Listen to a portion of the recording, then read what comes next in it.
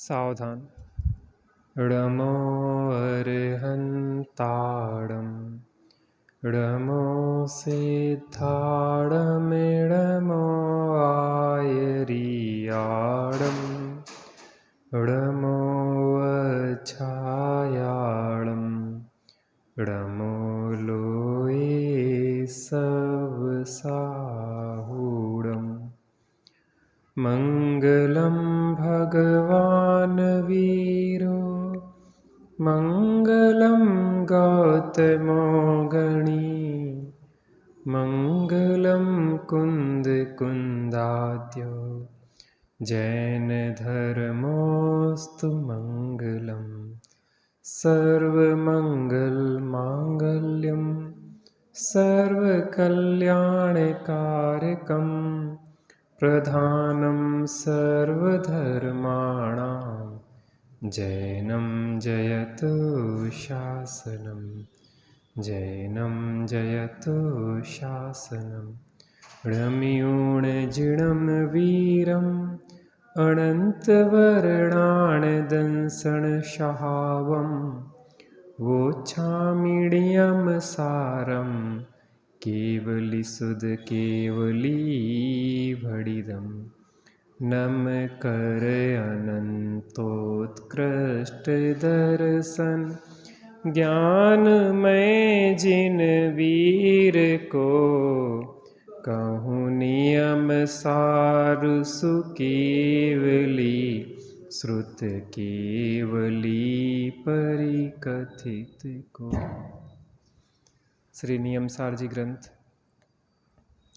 आचार्य भगवान कुंद कुंद देव द्वारा विरचित, टीकाकार पद्म प्रभमलधारी देव, तात्पर्यवृत्ति टीका जीवाधिकार के मंगलाचरण के माध्यम से अपनी चर्चा चल रही है। सर्वप्रथम अंतिम तीर्थनायक महावीर भगवान को नमस्कार किया है, जिन्होंने अनंत चतुष्टय को प्रकट किया है, जो अनंत ज्ञान, अनंत दर्शन, अनंत सुख और अनंत वीर को उन्हें पर्याय में प्रकट कर लिया है। चार घाती कर्मों का नाश कर दिया है।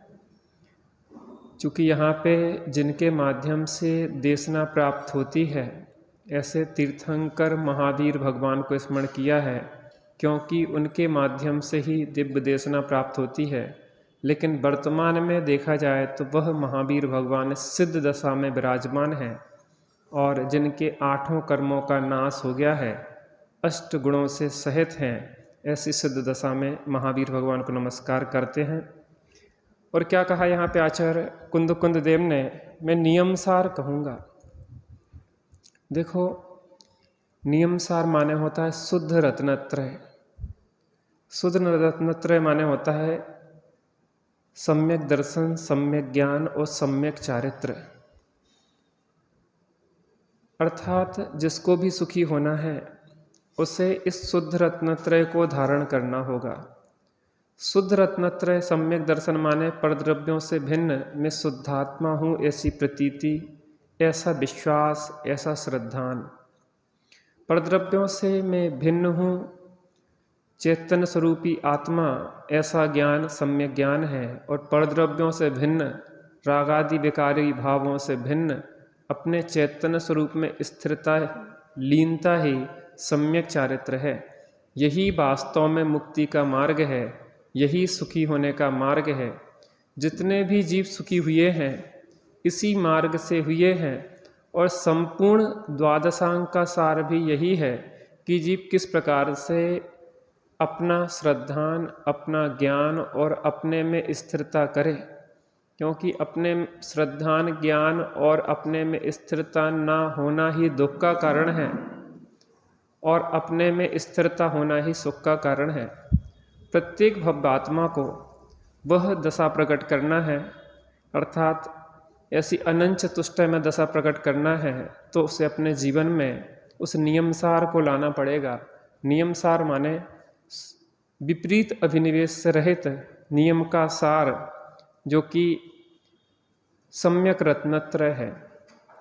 ये अपन ने टीका जो पढ़ी थी, यहाँ पे अंतिम 3 पंक्तियाँ जो हैं उस पे थोड़ा सा विचार करते हैं।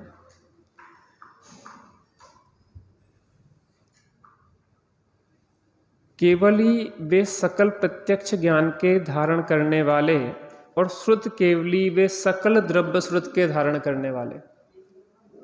पेज नंबर मेरे में 5 है, पहली गाथा की टीका की अंतिम 4 पंक्तियां हैं। इसमें लिखा है केवली वे सकल प्रत्यक्ष ज्ञान के धारण करने वाले हैं।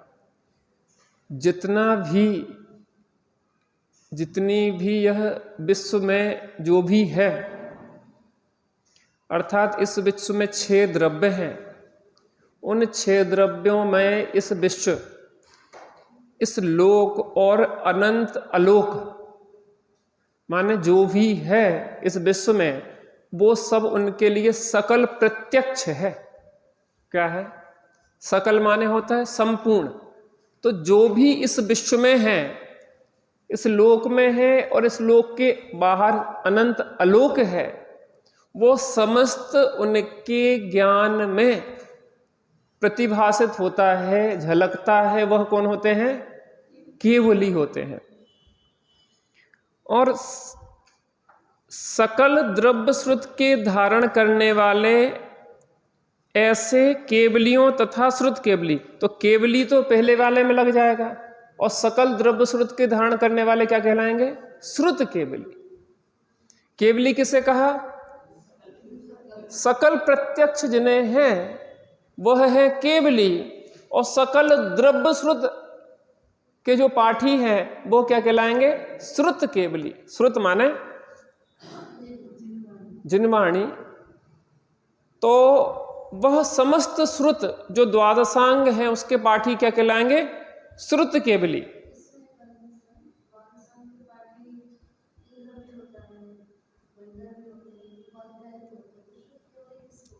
हाँ देखो, इसमें चर्चा समय सारजी में आई है। एक निश्चय श्रुत केवली, एक व्यवहार श्रुत केवली की क्या की चर्चा आई है? निश्चय श्रुत केवली और व्यवहार श्रुत केवली। निश्चय श्रुत केवली यह उन्हें कहा है जो शुद्ध आत्मा को जानते हैं, वो निश्चय श्रुत केवली। और व्यवहार श्रुत केवली किसे कहा है? जो द्वादशांग को जानते हैं वह क्या कहलाते हैं? व्यवहार श्रुत केवली। लेकिन बात यहां पे यह आती है कि जिन्हें द्वादशांग का ज्ञान होता है, क्या वो मिथ्या दृष्टि होते हैं? तो द्वादशांग के जो पाठी हैं, क्या वह निश्चय श्रुत केवली नहीं है? क्या कहा बेटा? यहां से ग्रंथ विराजमान कर लो।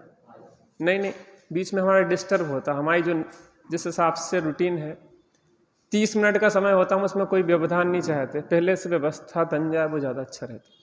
चलिए, तो जो व्यवहार श्रुत केवली जिन्हें कह रहे हैं, उन व्यवहार श्रुत केवली को व्यवहार श्रुत केवली तो है ही, वो निश्चय श्रुत केवली भी है। क्योंकि निश्चय श्रुत केवली बने बिना व्यवहार श्रुत केवली नहीं बन सकते। क्या कहा? अर्थात आत्मा को जाने बिना द्वादशांग का पाठी कोई हो नहीं सकता। मिथ्या दृष्टि की हाईएस्ट क्षयोपशम ज्ञान की जो लिमिट है 11 अंग और 9 पूर्व है। कितनी है? 11 अंग और 9 पूर्व है। सम्यक दृष्टि ही द्वादशांग का पाठी होता है। फिर यहाँ पे निश्चय श्रुत केवली में जिसने आत्मा की अनुभूति की है उसे निश्चय श्रुत केवली क्यों कह दिया? निश्चय श्रुत केवली इसलिए कह दिया है क्योंकि समस्त द्वादशांग का सार एक स्वानुभव है। हमने सब कुछ पढ़ा, 11 अंग और 9 पूर्व के पाठी भी हो गए, लेकिन आत्मा को नहीं पढ़ पाए। तो क्या हमने सब कुछ पढ़ा? वो आता ना, सब कुछ सीखा हमने, ना सीखी होशियारी। होशियारी माने हमने अपने आत्म कल्याण की कला को नहीं सीखा। संसार की समस्त कलाओं को तो सीख लिया, संसार में भटकने की कलाओं को तो सीख लिया, और आत्म कल्याण की कला को नहीं सीखा। तो उस 11 अंग और 9 पूर्व के पाठ से कोई सार हमारा निकलने वाला, हित होने वाला नहीं है। तो निश्चय श्रुत केवली वह है, देखो द्वादशांग का सार कहता है ना, निज को निज पर को पर जान, जीव जुदा पुद्गल जुदा यही तत्व को सार, और बाकी जनवाणी में लिखा याही को विस्तार। तो जो द्वादशांग रूप जनवाणी में है उसमें क्या लिखा है, जीव जुदा है और पुद्गल जुदा है। तो जिसने यह जान लिया कि शरीर आदि पुद्गल हमसे भिन्न है, मैं जीव हूं, ऐसा श्रद्धान किया, ऐसा ज्ञान किया और अपने जीव में ही स्थिर हो गया, तो उसने द्वादशांग को जाना कि नहीं जाना, जाना कि नहीं जाना। क्योंकि द्वादशांग का सार तो यही है कि शुद्ध रत्नत्रय प्रकट करो। यहां से कहें तो नियम सार क्या है, शुद्ध रत्नत्रय। सार माने होता है विपरीत अभिनिवेश से रहे शुद्ध, और नियम माने होता है रत्नत्रय। तो द्वादशांग का सार क्या है, शुद्ध रत्नत्रय। और जिसने अपनी परिणति में उस शुद्ध रत्नत्रय को प्रकट कर लिया वो क्या कहलाएगा, निश्चय श्रुत केवली। और जिसने द्वादशांग रूपी जनवाणी का आत्मानुभव पूर्वक अर्थात निश्चय श्रुत केवलीपना प्रकट करके जिसने द्वादशांग का पाठी भी हो गया है, वह क्या कहलाएगा, व्यवहार श्रुत केवली।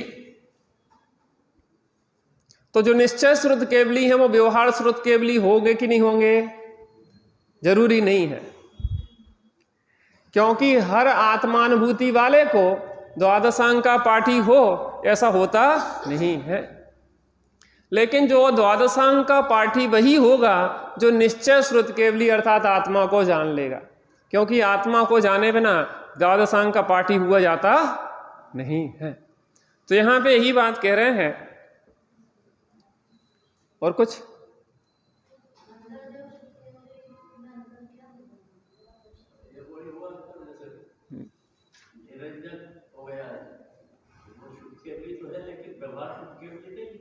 देखो, आपका जो प्रश्न है, गणधर भी श्रुत केवली है, गणधर भी श्रुत केवली है, और बाद में जो द्वादशांग के पाठी भी है वह भी श्रुत केवली है। गणधर उनकी विशिष्ट पोस्ट है ना। गणेश कहता ना, गण माने होता चतुर्विध संघ, और उसके ईश, उसके नायक जो होते हैं उसे कहते हैं गणेश, अर्थात गणधर देव को कहते हैं गणेश।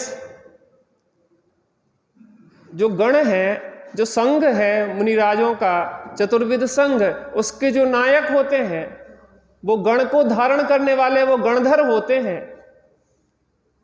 जो चतुर्विध संघ होता है ना, उनके नायक होते हैं वो क्या कहलाते, गणधर होते हैं। तो ऐसे जो गणधर हैं वो द्वादशांग के पाठी तो हैं, लेकिन वो गणधर विशिष्ट पोस्ट होने से उन्हें श्रुत केवली अकेला नहीं कहा जाता, उन्हें गणधर कहा जाता है।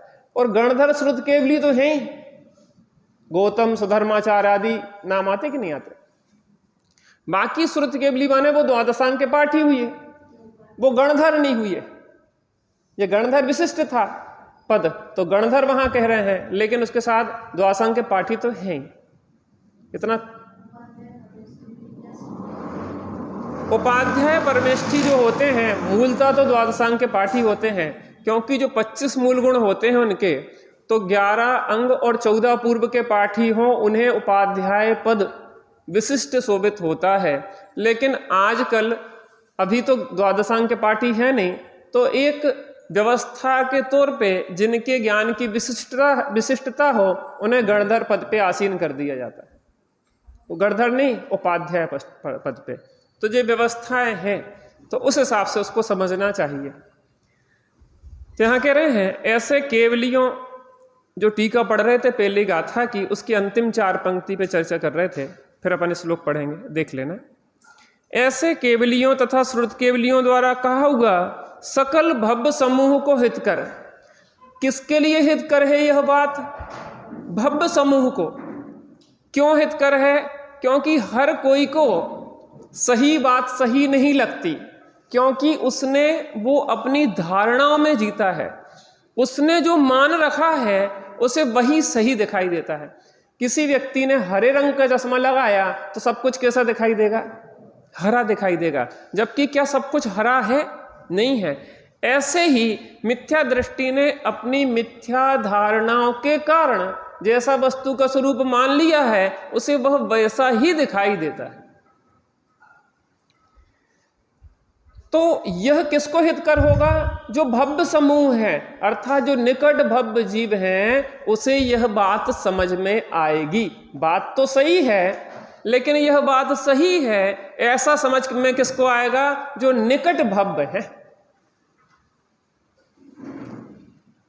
नियम सार नाम का परमागम मैं कहता हूं। मैं किस परमागम को कहता हूं? नियम सार। नियम सार का क्या अर्थ बताया? नियम माने क्या हुआ? रत्नत्रय। सार माने क्या हुआ? विपरीत अभिनिवेश से रहित शुद्ध सम्यक। सम्यक दर्शन, सम्यक ज्ञान, सम्यक चारित्र का वर्णन इसमें कहता हूं, करता हूं। ठीक है ना?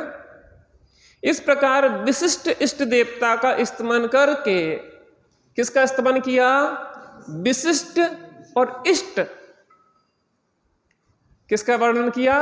विशिष्ट भी हैं और इष्ट भी हैं। कुछ विशिष्ट होते हैं लेकिन इष्ट नहीं होते।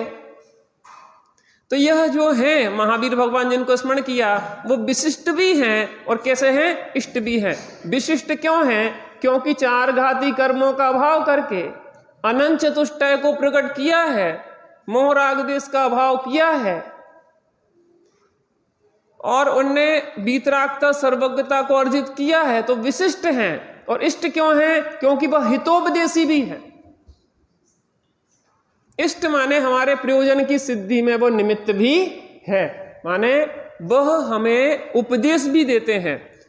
कई ऐसे केवली होते हैं कि मूक केवली हो जाते हैं, वो बोलते ही नहीं है।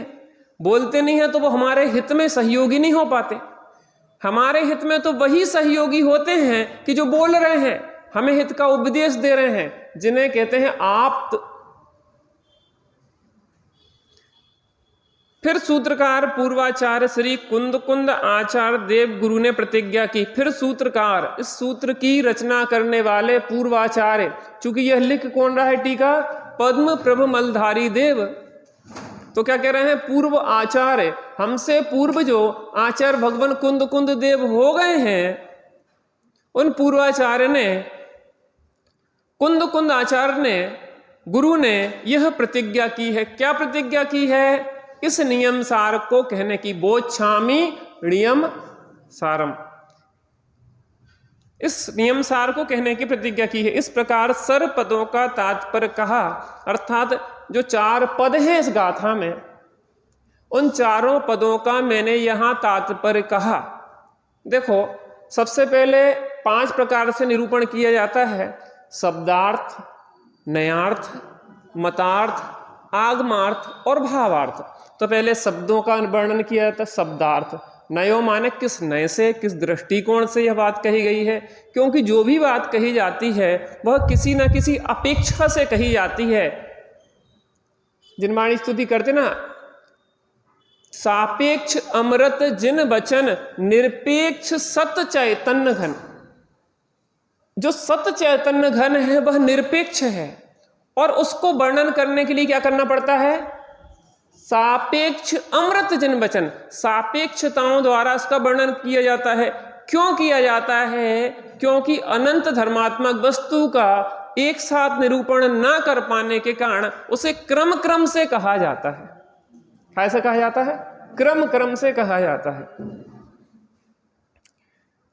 फिर सूत्रकार पूर्वाचार्य श्री कुंद आचार्य देव ने प्रतिज्ञा की। इस प्रकार सर पदों का तात्पर्य कहा। अब पहली गाथा की टीका पूर्ण करते हुए टीकाकार मुनिराज श्री पद्म प्रमलधारी देव श्लोक कहते हैं। देखो, ज्ञानियों के अंदर कितनी भक्ति आती है, आप सोचो। 7 श्लोक से मंगलाचरण कर लिया, अभी मन नहीं भरा।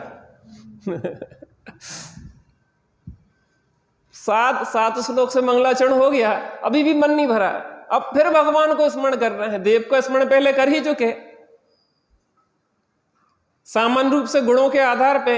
अब विशिष्ट रूप से महावीर भगवान को भी पद्म प्रमलधारी देव स्मरण कर रहे हैं।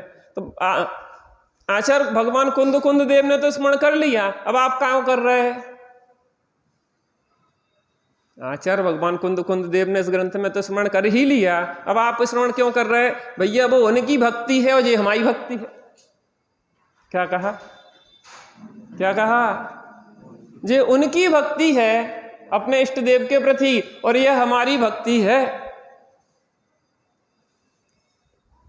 देखो जैनेतर रामायण में आता है कि जब रामचंद्र जी पुल बना रहे थे,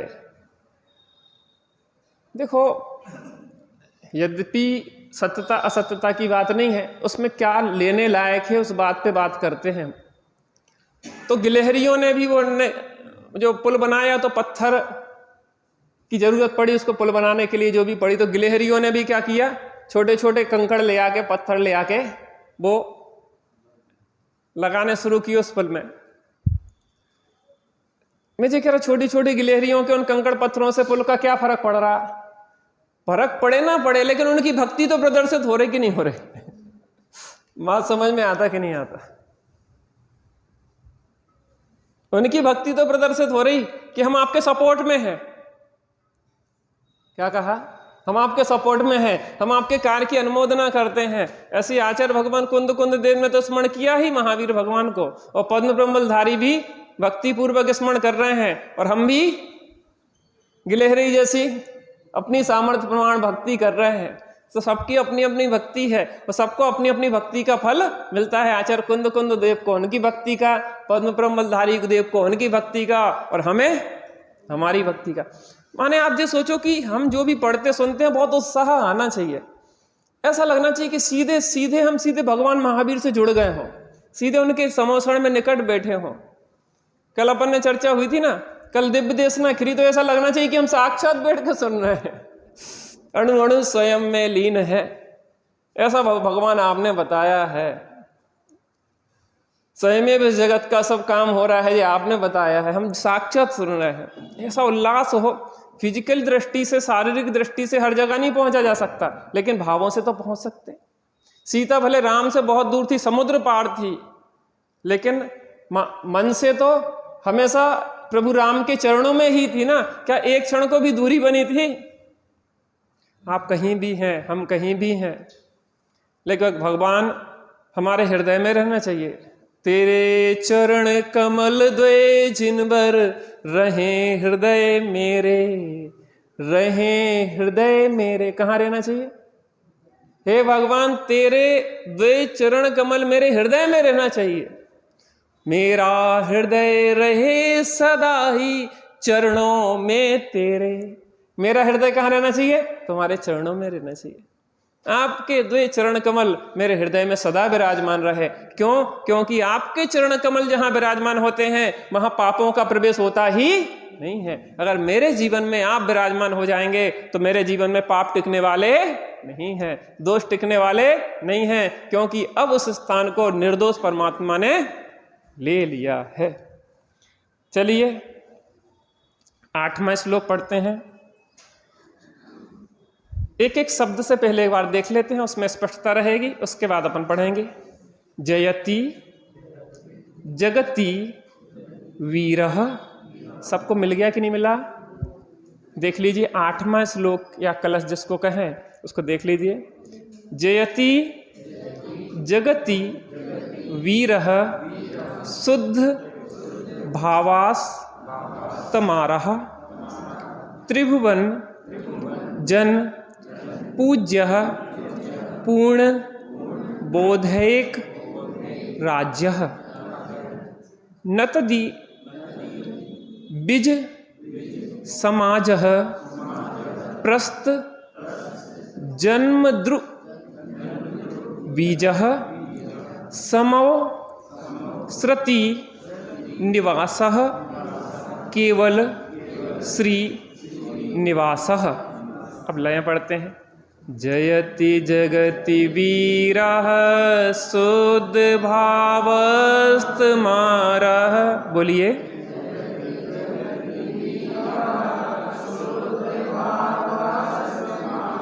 बहुत बढ़िया, एक बार दोहरा लेते हैं फिर से। जयति जगति वीरः शुद्ध भावस्तमारः। बोलिए।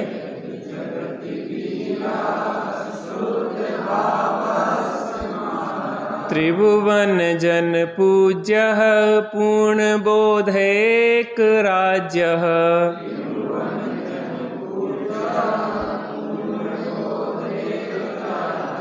न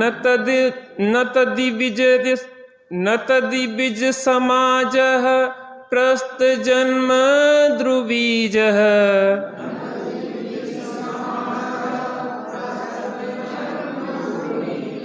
समवसृति निवासः केवल श्रीनिवासः।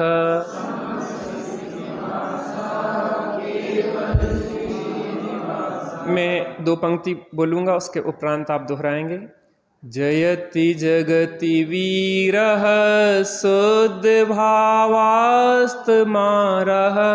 त्रिभुवन जन पूज्यः पूर्णबोधैक राज्यः।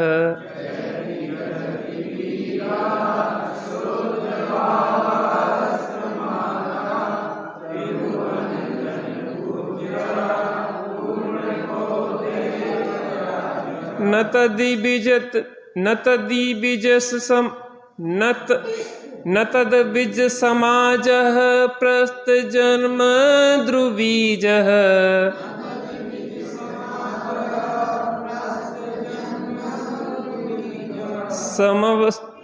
मेरे को 2 लाइन पढ़ना थी, मैंने 1 पढ़ के रह गया, मैं फिर से पढ़ रहा हूँ। न तदिविज समाजः प्रस्त जन्म ध्रुवीजः समवसृति निवासः केवल श्रीनिवासः।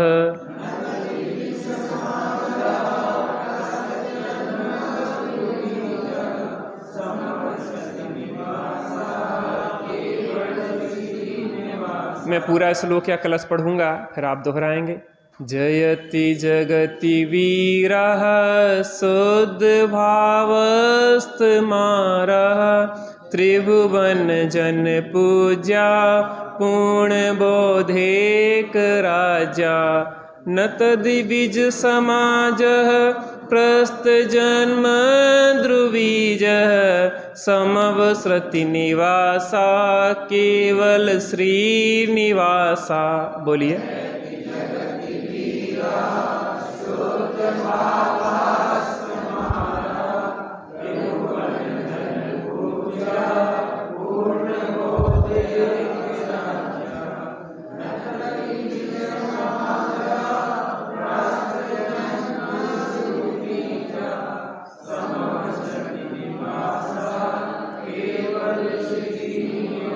बहुत सुंदर, एक बार साथ में दोहरा लेते हैं। जयति जगति वीरः शुद्ध भावस्तमारः त्रिभुवन जन पूज्या पूर्णबोधैक राज्या।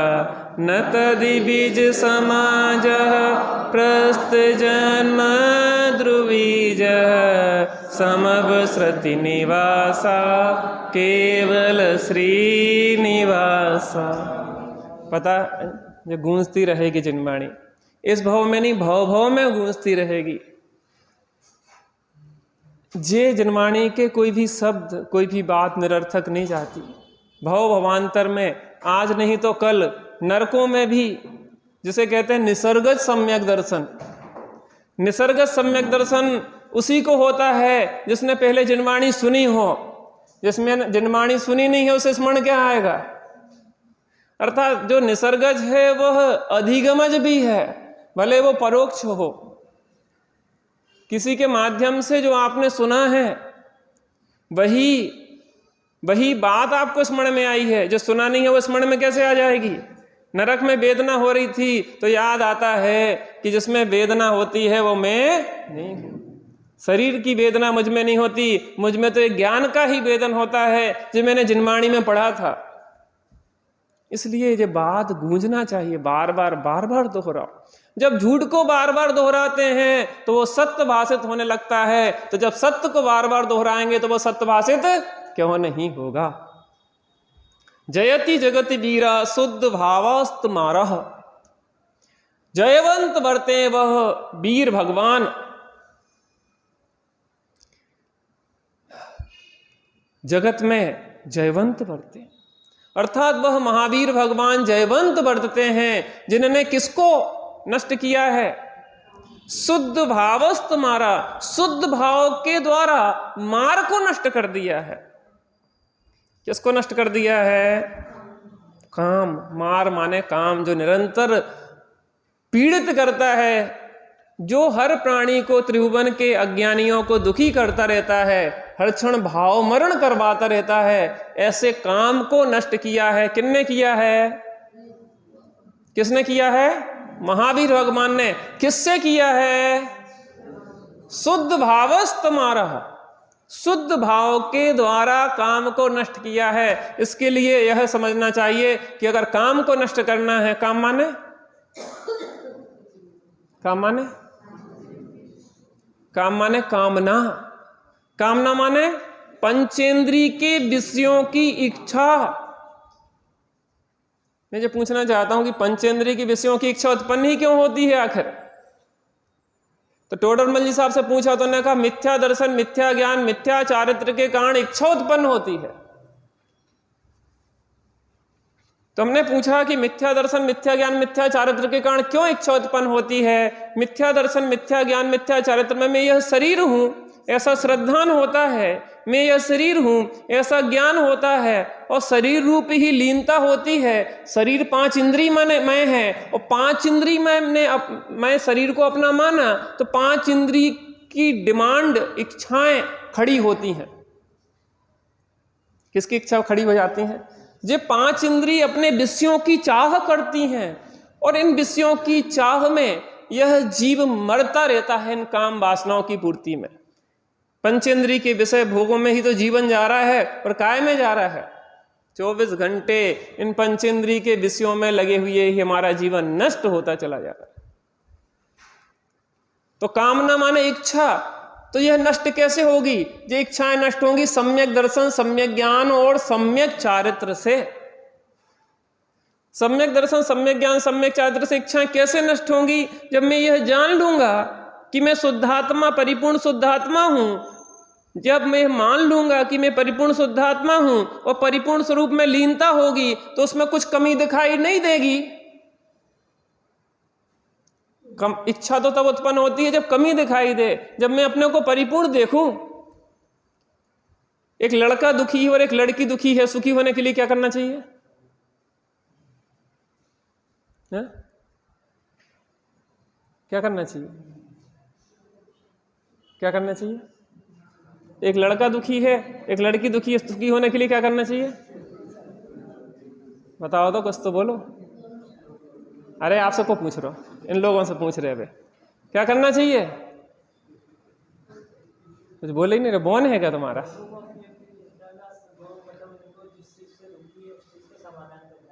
तो शादी नहीं होने से दुखी हैं आजकल, बहुत परेशानी है, शादी नहीं हो रही, तो शादी कर लेना चाहिए ना। कैसे? अरे एक लड़की दुखी है, एक लड़का दुखी, उन्हें ये समझना चाहिए कि मैं दुखी क्यों हूं, तो मैं इच्छा के कारण दुखी हूं। मैं इच्छा क्यों उत्पन्न होती है कि मैंने अपने को शरीर माना। शरीर पंचेंद्रिय के विषयों की डिमांड करता है, और पंचेंद्रिय के विषय की पूर्ति के लिए पर से अपेक्षा रखता हूं, इसलिए विवाह आदि करता हूं। जब वह आत्मा अपने को देखे, ऐसी श्रद्धा लाए कि मैं परिपूर्ण हूं, ऐसी प्रतीति हो, मैं परिपूर्ण हूं, ऐसा ज्ञान हो, तो सुखी होने के लिए बाहर देखेगा कि अंदर में देखेगा? वो अंदर देखते हैं तो इच्छाओं का अभाव होता है, और बाहर देखते हैं तो इच्छाएं उत्पन्न होती हैं। कहां देखें? कहां देखें? कल एक दुर्घटना घटी। हमारे एक परिचय के हैं, इंदौर में रहते, उनकी बहू ने आत्महत्या कर ली, फांसी लगा के। पता ही नहीं क्या हो गया। एक 12 साल की बच्ची, और सब लोग घर से बाहर गए थे, बच्ची पढ़ने गई थी, वो ढाई द्वीप में प्रवचन सुनने गए थे, उनके सास ससुर पति नौकरी पे गए थे अपनी, बढ़िया सीए के पीछे मरे जा रहे हैं। और वो घर पे उसने अपना एकांत देखा, सुसाइड नोट लिखा, सुसाइड नोट व्हाट्सएप कर दिया। किसको? सास ससुर को और पति को, कि हम जाते हैं अब, और फांसी लगा के चली गई। मैं ये कह रहा हूं, पर से जब भी अपेक्षाएं होंगी, यही दुर्घटनाएं होंगी हमारे जीवन में। 12 साल की नन्ही सी बच्ची है जिसकी सब कुछ है, समस्याएं किसके जीवन में नहीं है? मुझे बताओ, किसके जीवन में समस्याएं नहीं है? 7 महीने 9 दिन तक आहार नहीं मिला आदिनाथ स्वामी को मुनि दशा में। कितने 175 दिन महावीर भगवान को आहार की विधि नहीं मिली। समस्याएं कहां नहीं है? आप दीक्षा लेके चले जाएंगे तो बाहर की समस्याएं क्या सोल्व हो जाएंगी? समस्याएं बाहर की सोल्व नहीं होगी, अंदर की समस्या सोल्व हो जाएगी। वो समस्या है मिथ्या दर्शन, मिथ्या ज्ञान, मिथ्या चारित्र की। पता, हम बार बार कहते कि पाठशाला को अच्छा करो, स्वाध्याय कक्षाएं, महिला कक्षाएं, इनको नियमित करना चाहिए। पता, हमें बचना है और बचाना है तो इसकी जरूरत है। बच्चों को सीए बना दें, इंजीनियर बना दें, डॉक्टर बना दें, कोई सुरक्षा नहीं है। कल के दिन वो आत्महत्या करेंगे, हम दुखी होंगे और वो भी दुखी होंगे। इस तत्व ज्ञान से जुड़ना अनिवार्य है, कंपलसरी। लोक में अंगूठा टेक रह जाए तो जीवन चला लेगा, लेकिन तत्व ज्ञान शून्य व्यक्ति भव भव में भ्रमेगा और दुखी होगा। भाई साहब, इस बात की गंभीरता को हमें समझना चाहिए, कितना अनिवार्य, कंपलसरी है इस स्वाध्याय कक्षाओं से जुड़ना। इस मार, इस काम को, एक इच्छाओं को मिटाना है तो शुद्ध भाव से मिटेंगी। और शुद्ध भाव माने मैं शुद्ध आत्मा हूं ऐसा श्रद्धान, शुद्ध आत्मा हूं ऐसा ज्ञान, और शुद्ध आत्मा हूं ऐसे श्रद्धान ज्ञान पूर्वक अपने में स्थिरता से ही इच्छाओं का अभाव होगा। थोड़ी देर बैठ के उसको देखने का प्रयास करते हैं, जिससे मार अर्थात काम नष्ट होता है, कामनाएं नष्ट होती हैं।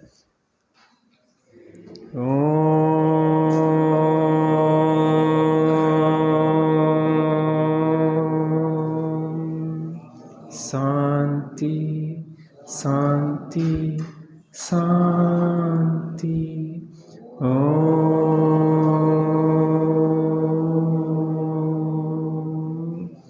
शांति शांति शांति।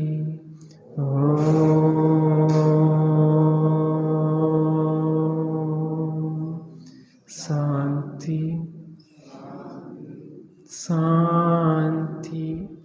हे महावीर भगवान, आपने काम को नष्ट कर दिया है। कैसे नष्ट किया है? शुद्ध भाव के द्वारा। शुद्ध भाव में क्या होता है? अपनी आत्मा का श्रद्धान ज्ञान और स्थिरता पूर्वक वह शुद्ध भाव प्रकट होता है। उस शुद्ध भाव में समस्त इच्छाओं का अभाव होता है, समस्त कामनाओं का अभाव होता है और अतीन्द्रिय आनंद का वेदन होता है।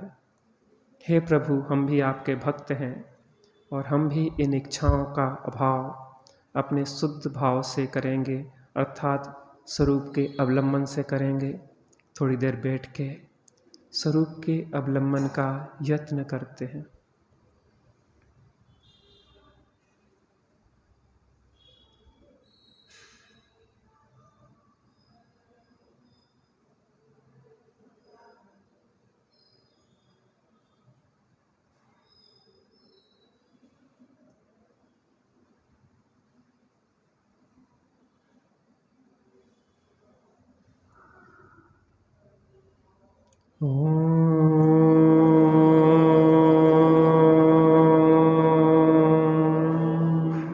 शांति शांति शांति।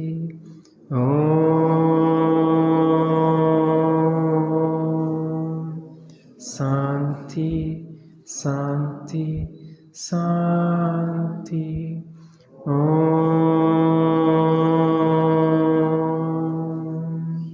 शांति शांति शांति।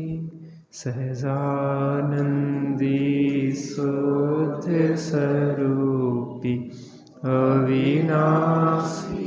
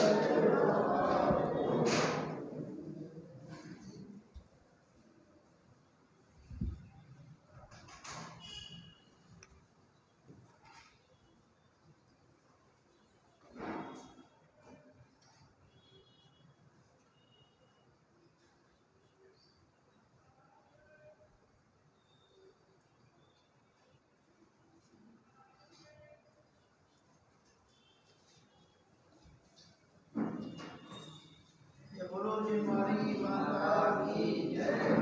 परमेश्वरी भगवान की